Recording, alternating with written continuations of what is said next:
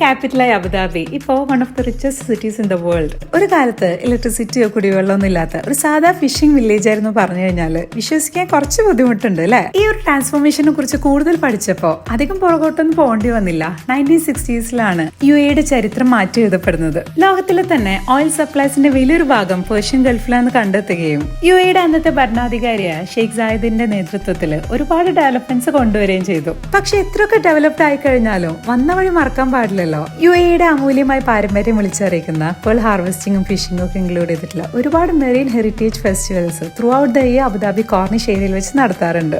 അങ്ങനെ ഒരു maritime heritage festival നടക്കുന്നുണ്ട്. മാർച്ച് 3 വരെയുള്ളൂ. ഇവിടെ നിങ്ങൾക്ക് കാണാൻ പറ്റും തീരദേശ ജീവിതത്തെ കുറിച്ചിട്ടുള്ള ഒരുപാട് സ്റ്റോൾസ്, അവരുടെ ട്രഡീഷണൽ പെർഫോമൻസുകൾ, പലതരത്തിലുള്ള സൂക്ക്, അതുപോലെ എ ഫിഷ് ഓപ്ഷൻ വോ you can pick fresh one and then grill it on the spot. പിന്നെ എനിക്ക് ഏറ്റവും ഇഷ്ടപ്പെട്ടത് ഓയിസ്റ്റർ ഓപ്പണിംഗ്. പണ്ട് കാലത്തിലെ ആൾക്കാർ ഈ ഹാർഡായിട്ടുള്ള ഓയിസ്റ്റേഴ്സ് എങ്ങനെയാണ് ഓപ്പൺ ചെയ്യാമെന്നും അതിന്ന് പേളൊക്കെ എങ്ങനെ പുറത്തെടുക്കുക എന്നൊക്കെ കാണിച്ചു തരും. ശരിക്കും ഒരു വൈബ്രന്റ് കളർഫുൾ മെറീൻ ഫെസ്റ്റിവൽ. ഒരുപാട് കാര്യങ്ങൾ കണ്ട് മനസ്സിലാക്കാൻ പറ്റും. അപ്പോൾ ഈവനിങ് 4 to 11 ആണ് ടൈം. മാർച്ച് 3 വരെ ഉള്ളൂ അബുദാബി കോർണിഷിൽ. Entry ticket 35 dirham for adults and 15 for kids. UAEയിൽ നിന്നിട്ട് ഇതുവരെയായിട്ടും ഇതുപോലൊരു മെറീൻ ഫെസ്റ്റിവൽ എക്സ്പീരിയൻസ് ചെയ്തിട്ടില്ലെങ്കിൽ എന്തായാലും പോയിട്ട് കാണണം. ബൈ.